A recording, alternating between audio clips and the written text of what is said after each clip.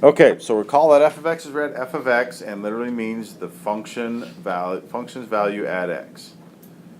Okay, so if x squared is x squared plus 1, and we say what is f of 2, we're literally asking what is the function's value at x equals 2. Okay, or what is your y value when x is 2? Okay, easy stuff, right?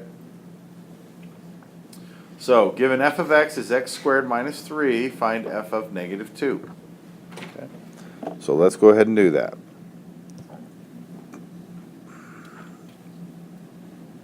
Okay, so f of negative 2 is negative 2 squared minus 3, which gives us 1, correct?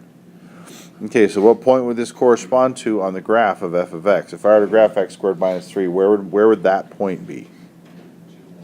At what? At negative 2, when x is negative 2, and then y, or the graph, is 1. So right there at negative 2 and 1 in my awesome graph. Okay. Now, if you do have to graph, it's easy to find the domain and range by using what with that very technical term, the squish technique. Okay. So to do this, you squish the graph onto the x-axis to find the domain. Then you squish it onto the y-axis to find the range. Okay, so let's look at our graph over here, okay, and let's figure out our domain and range. Okay, so to find our domain, again, we squish it all to the x-axis. So it comes to here, with an open circle there. We squish all this up, and it stops right there. Okay, so what's the domain? From what to what? From negative 2 to 4, right? Is negative 2 included? Why not? Because that's an open circle. Good. Is 4 included? Yes. Okay. Good. All right. What's my range? Again, we squish it all here. Squish it in. Squish it in. Squish it in. Squish that in. Squish that in. Squish that in. So my range is from negative. Gosh, I can't even read that now. From negative 3. Included? Are we sure about that? It is included because it goes right at that point right there. Negative 3 is included. So from negative 3 to what? To 1. And is 1 included? Yes, it is. Okay, so those should be brackets. All right, so let's answer these next questions here.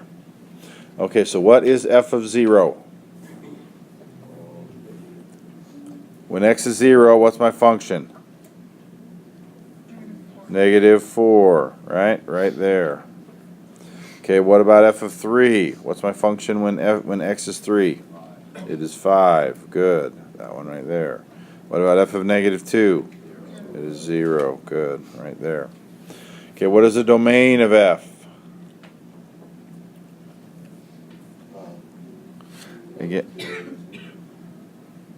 Again, note this arrow here. What does that arrow mean? It keeps going on forever, right? So what's my domain then? From negative 2 to infinity. Is negative 2 included? Okay, so negative 2 to infinity. And infinity always has parentheses. Okay, what is the range? From negative 4 included? Yep, to infinity. Good. Okay.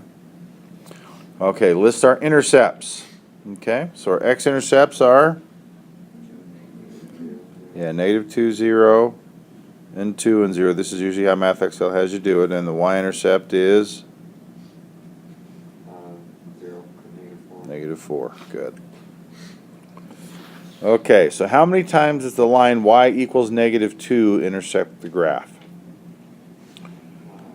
So you go to where y is negative 2, right? Draw a horizontal line, because that's our line, and it intersects it twice. What about the line that's y equals positive 2?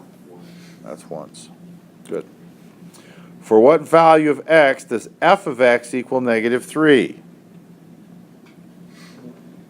In other words, where is y negative 3? What is x? X is 1 and negative 1. Correct. That's where f of x equals negative 3. In other words, that's where y equals negative 3. Okay, for what values is f of x less than 0? In other words, for what value is y less than 0? Where is it below your x-axis? From what to what? From negative 2 until positive 2. Good. And those are not included because it's less than 0, not equal to it.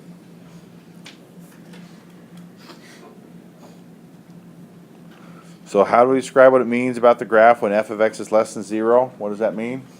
That's where it's below the x-axis. Good. Oh, cancel that. Okay. So that is below the x-axis. Okay. All right. So again, so what's f of negative 6? Negative 3. What's f of 6? 0. Good. Is f of negative 2 positive or negative? When x is negative 2, right? Is this positive or negative? Yep, it is positive. Okay. So for what values of x is f of x is 0? At negative 3 and 6 and 10. Very good. So what does it mean about the graph when f of x equals 0? That it's on the x-axis. Good. So for what values of x is f of x greater than 0?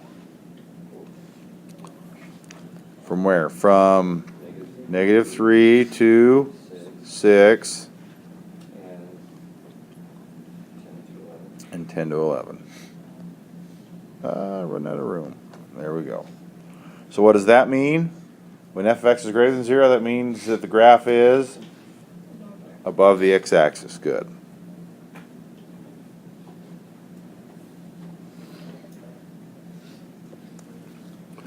So how often does the line intersect y equals 1/2? How often does that intersect the graph? How many times? Y equals 1/2. How many times? 3, yeah. About here, and right about here, and right about here. Okay, how many times does the line x equals 0 intersect the graph? Yeah, that better be 1, right? Because x equals the numbers of vertical line, so it better only intersect it once because it's a function. Okay, for what values of x does f of x equal 3? 0, 4, and is that it? Yeah, that's where y is 3. Okay, so for what values of x is f of x negative 2? Negative 5 and 8, and that's it. Okay, domain. And are these values included? Yes, so from where? From negative 6 to 11. Good. What about our range? From negative 3, which is that one right there, my lowest y value. What's my biggest y value? Positive 4. There we go. All right, so now we have the equation negative 3x squared plus f of x equals negative 3x squared plus 5x. Okay. Is the point negative 1, 2 on the graph? And how can you check to see if it is? Yeah, just plug them in, right? Don't make this hard. So plug in negative 1 for x, plug in 2 for y.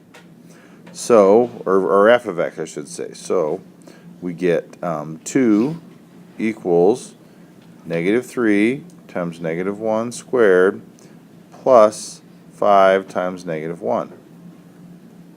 Okay. Is that going to give us a true statement? Let's see. So this one becomes negative 3. That's minus 5. Oh, that is a definite no.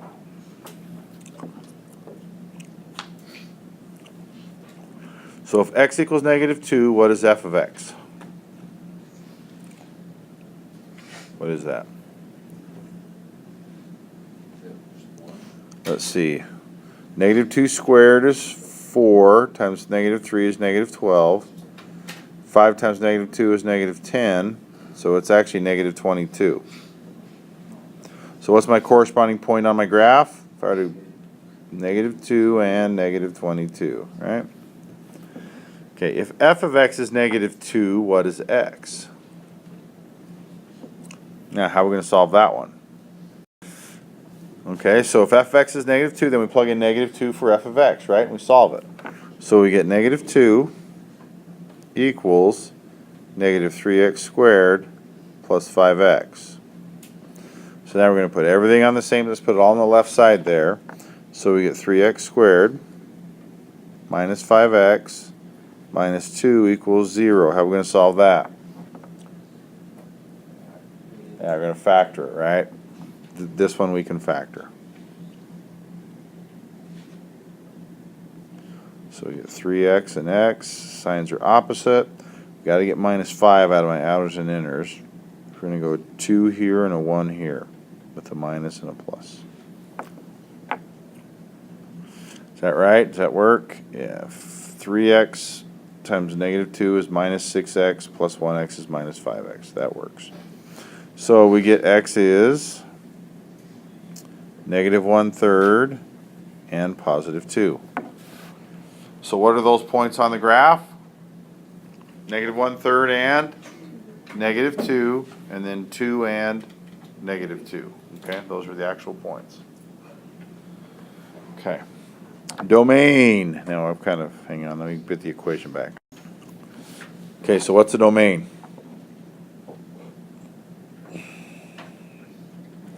And just ask yourself this question: is what numbers are going to make this undefined? So are there any numbers going to make this undefined? There's not. So what's my domain? All real numbers, right? Or negative infinity to positive infinity. Okay, list the x-intercepts. So how do I find the x-intercepts? When I'm on the x-axis, what's my y value? We just talked about it. Y value is 0, right? So make y 0, make f of x 0, and solve for x. Okay? That's how you find your x-intercepts. So we're going to put that down here. So we have 0 equals negative 3x squared plus 5x. Okay? So let's solve that. So the first thing we do is we're going to factor out an x. So then we're left with negative 3x plus 5. So we get x is 0. There's one of my x-intercepts. And my other one is where negative 3x plus 5 equals 0. So we subtract 5. Negative 3x is negative 5. Divide by negative 3. And x is positive 5 over 3. There's my other x-intercept. So we have one at 0 and one at 5/3. Okay. So what about a y-intercept?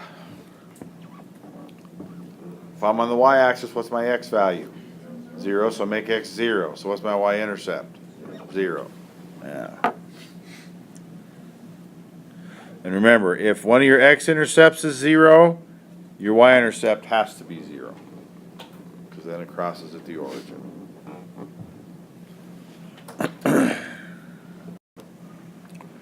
All right. So here's our function. G of x is 2x over x minus 2. So is the point 1/2 negative 2/3 on the graph? Let's see. Plug in 1/2 for x and see if we get negative 2/3. So 2 times 1/2 is 1. 1/2 minus 2 is negative 1.5. Is that right? So negative 3 over 2. And now how do I change that into a regular fraction? Take the denominator and flip it over and times it, right? So we get negative 2/3. So is that point on the graph? Yep, it is.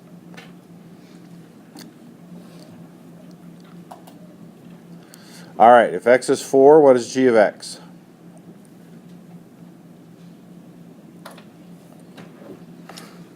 Plug 4 in.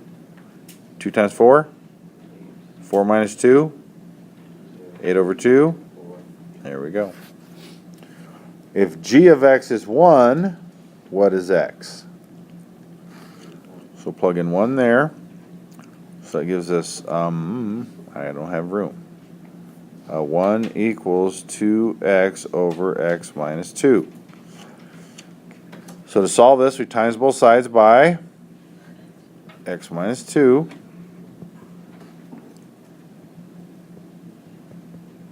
And now we solve for x. So we're going to minus x from both sides. And we get negative 2 equals x. Oh, there it is. There we go.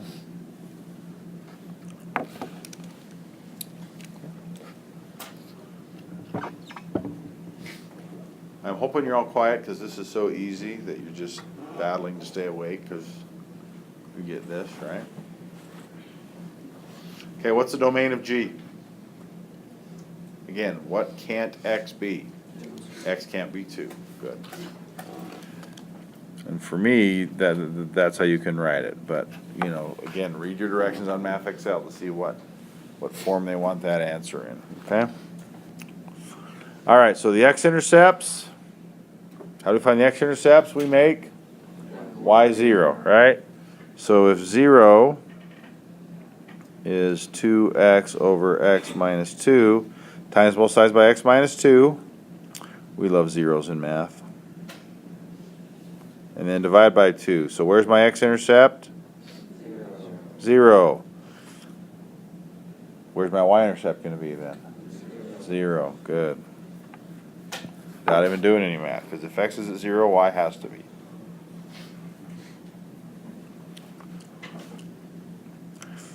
Oh, we didn't do the what point does this mean on the graph, but we get that, right? So what point is part B on the graph here? 4, 4, right? What about part C? What's that point? Negative 2, 1. Okay, good. And we are done.